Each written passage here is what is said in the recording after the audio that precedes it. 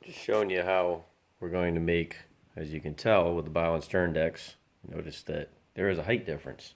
They don't match up with the rails, and that looks really goofy, and it doesn't do us any good.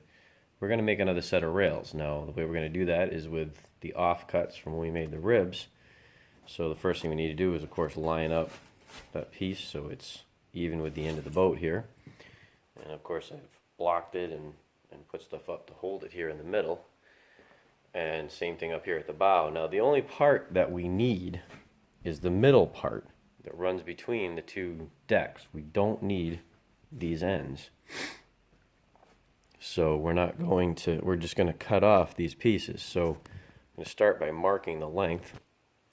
You want to make sure that you're giving yourself a little extra too, just because of the way things fit and wiggle and whatever.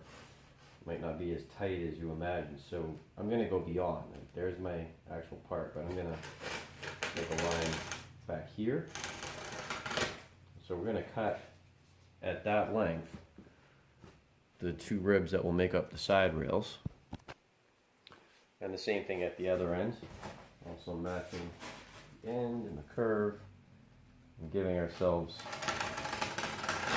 a little bit of extra length. Then we're going to cut these ends off and make some ribs. Now that it's cut, we're going to go back to the same thing we did before in measuring 2 inches, drawing a curve, and then copying the curve of the bottom of the boat, which can be a little bit of a challenge this time because we have a boat built on top of the bottom blank, but we can still use it. It'll work. And the one issue we may run into is in the middle of the boat. We may find that it's not thick enough. So, what do? Give up? No. We get the pieces of foam that we've cut off from other parts and we glue them onto this edge right here to be able to make the curve. Now this will even work, like I'm working with 2-inch thick rails. Kind of skinny. I've always built with 3. This boat is an experiment. If you build a boat off of these videos, go 3 inches, not 2. And if you do 3, you will probably have run right up to the edge, if not gone over. And so what you do is you take, a couple pieces like this, obviously probably longer ones that you'll want, and with those two, you can glue them on right here like that, and now you will have enough. Maybe you'll need to go longer, but you will have enough. You may need the 2 pieces you took from the other side. You will have enough to be able to build that extra rail, because even if you're building a 12-footer, which I would only go 4 high for 1, 2, 3, 4 on the bottom, this piece you'll be making up out of the same way I'm making this one up. So you'll be piecing stuff together, maybe laying a piece of rail like this and another piece like that. And once again, it won't matter when the boat is wrapped. No one will know how you put it together. But you will want to have it all filled and smooth and all that. That's the only thing, like we're doing with the bow deck right now, where it's glued together out of pieces. We'll do the same thing with this.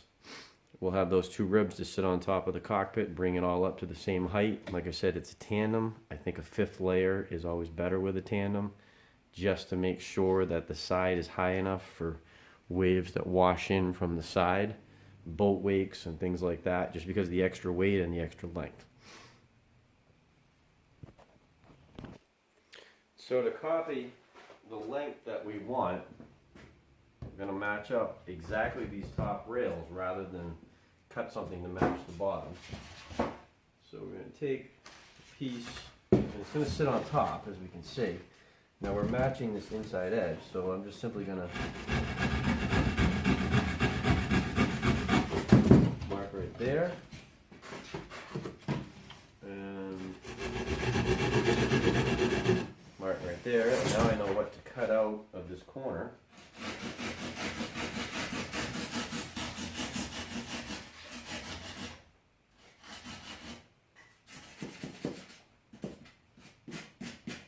So now I've got that so it can sit right there, and I got to do the same thing at the other end.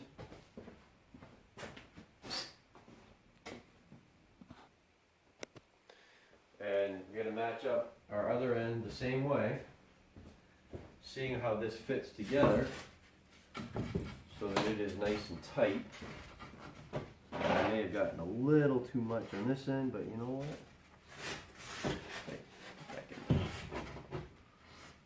This will work.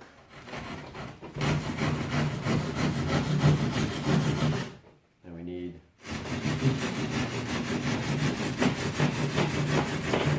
cut one that way as well.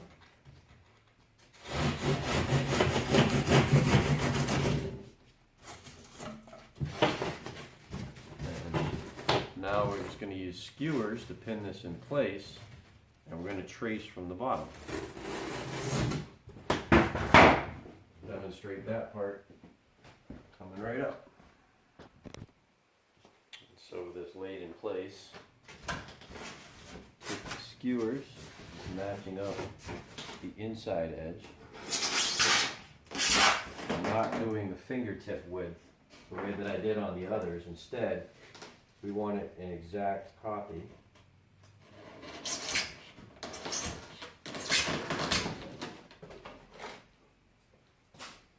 So that this inside edge is what we're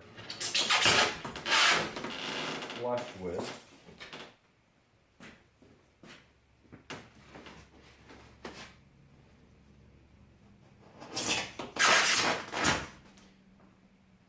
And then with that pinned in place, we'll trace the bottom of it with the drywall saw. Just following right along this edge.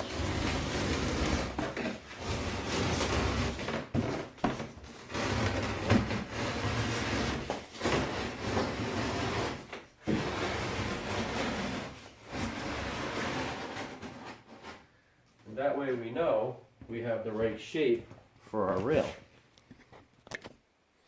So I've never talked about them before. I have these blocks that I use. Believe it or not, these were just packing material for aircraft batteries, actually. I'm an aircraft mechanic, and we get batteries fairly often, and there's one of these on the top, one of these on the bottom, and then the batteries inside a cardboard box.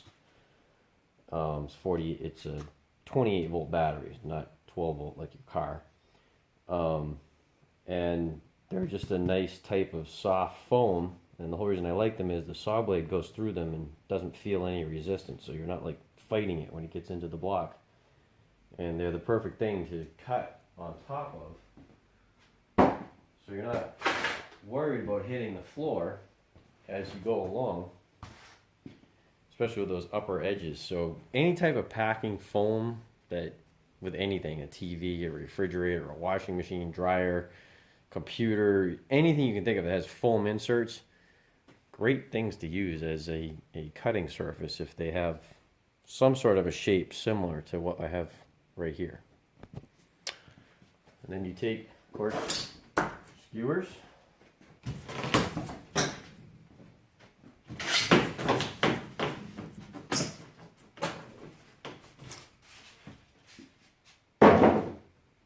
And we got our line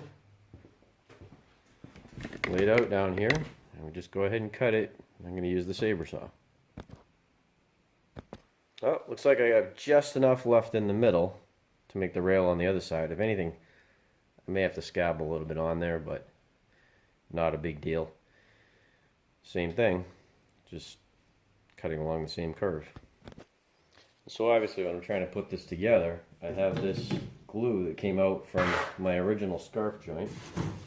And so I have to remove it. Now you can actually snap these, and I have snapped them before and had to re-glue them, which just throws your schedule off. There's different ways to get them down, but I actually like to use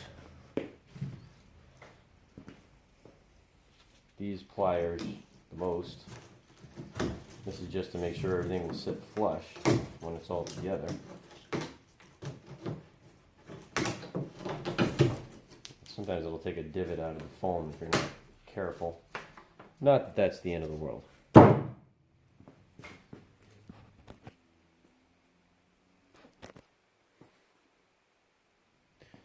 So we now, of course, we're taking the rail, laying it in place. And the next thing to do will be to glue it.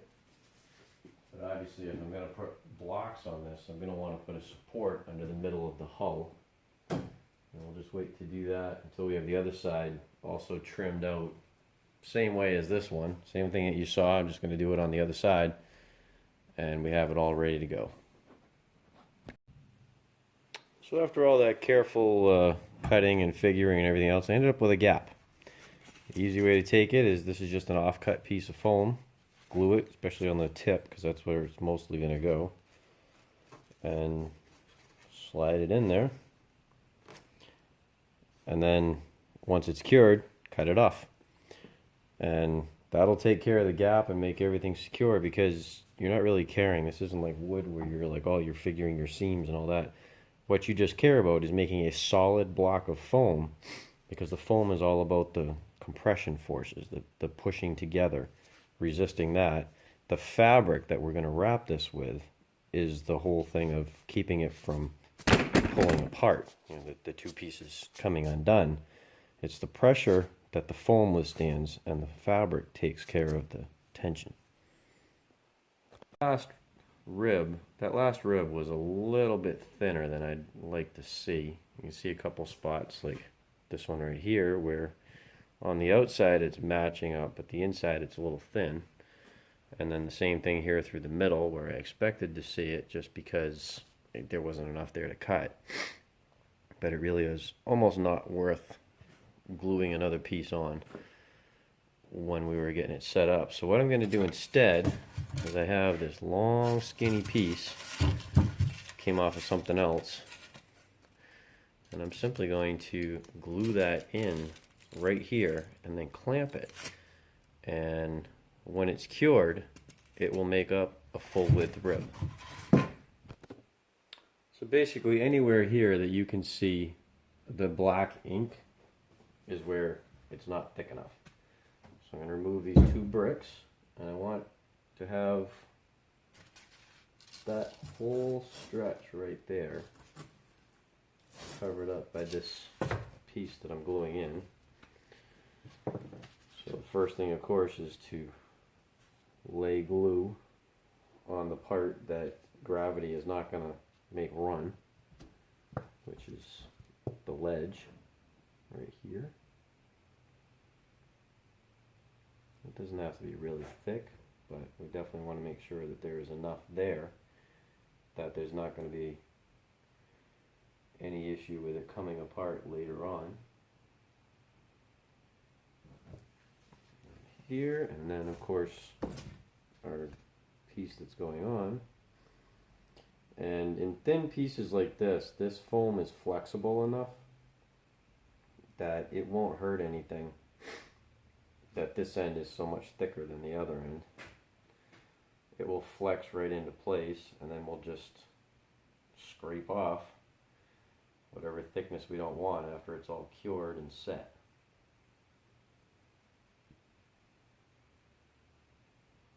Make sure we get this end where it's nice and thin. You want to make sure there's good glue on that.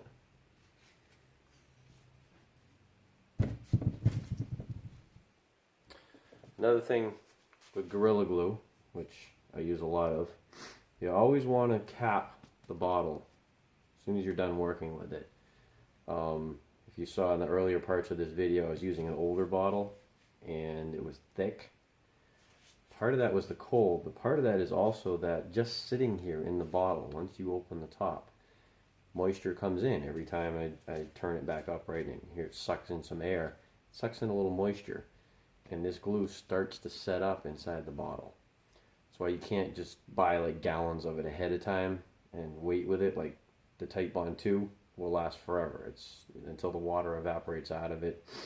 It will sit there in the jug for years and be perfectly fine. This stuff is like a shelf life, and basically moisture is permeating through the plastic into the bottle, just sitting here because of atmospheric changes, and plastic is actually a little bit porous. Most people don't know that, but it is true. And moisture can also permeate, and air going through brings moisture. And this doesn't need anything to come out of it to cure. Water goes in, and if you know anything about chemistry, it's something called a catalyst, which is something that helps a reaction to happen, but isn't necessarily like become part of it or evaporate out of it.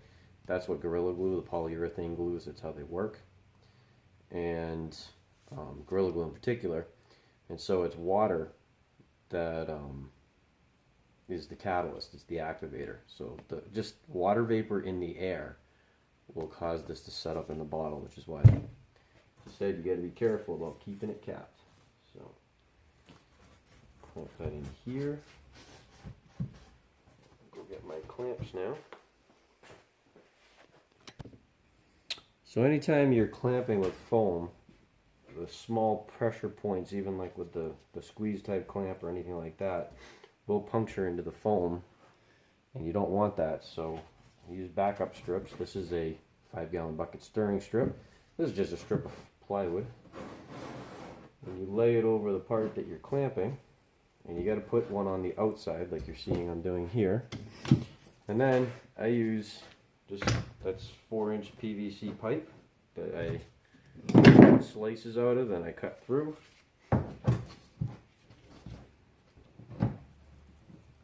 Spring that over, and it's one of those that it kind of really gives you like a perfect amount of clamping force. It won't screw in like a big clamp with a worm screw on it, but it just gives a steady, continuous pressure, which is actually the best thing for gluing with Gorilla Glue. You notice some of these are fatter, some of these are skinnier. Fatter ones give a little bit more, but they also are a lot harder to flex open like that. If you're ever working on a boat where the hull is curved and you put them on like this and they pop off, set them at an angle like that, and now the corner digs into the wood and they won't fly off the way they would before. And if the wood won't stay, drive a wood screw, like a drywall screw, through it, and that will force the wood to stay in place, and then allow the clamps to work the way they're supposed to. I like to lay them over because it also, an even pattern shows you that you're clamping evenly.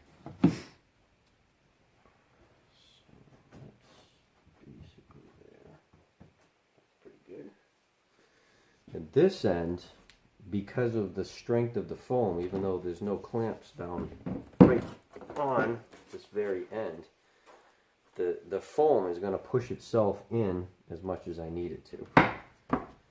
So there we go. PVC pipe clamps. Throw one more in here. Believe it or not, I've used these clamps for quite a while now. Built a number of boats with them. I use them every time I glue a rail inside the cockpit because it's a piece of wood just like this. I've only had one snap on me in that whole time, so incredibly cheap. You can buy a 2-foot length of this at your hardware store for inexpensive money.